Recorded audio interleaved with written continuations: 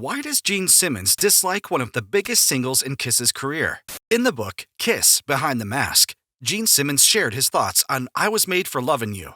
He felt that the song was a departure from the band's essence and that the Dynasty and Unmasked albums were the wrong albums to do. Simmons recalled how Paul Stanley, in collaboration with songwriter Desmond Child, set out to write a hit single, while he was more hesitant about the direction the band was taking. Simmons also mentioned in the book that he didn't play bass on the track, and that there were many songs in Kiss's history where people mistakenly believed the members played the instruments. However, Paul Stanley had a different perspective. He remembered writing I Was Made for Lovin' You with Desmond Child after a night at Studio 54, where he was inspired by the 126 beats per minute songs he heard. Stanley saw it as a challenge to himself to write in a different style, and when he heard the finished product, he was blown away.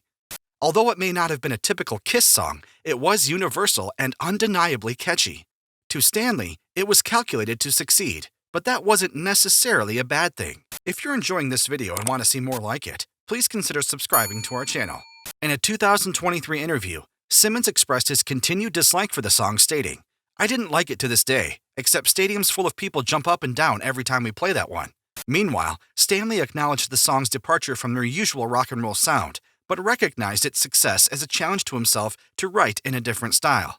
He said, "When we play it, the whole audience starts singing." Overall, the debate over I Was Made for Lovin' You continues among Kiss fans and band members alike. While some see it as a departure from the band's essence, others appreciate it as a successful experiment in a different style. When James Hetfield turned 13, he was abandoned by his father. At 16, his mother died. When I look back, I get really mad.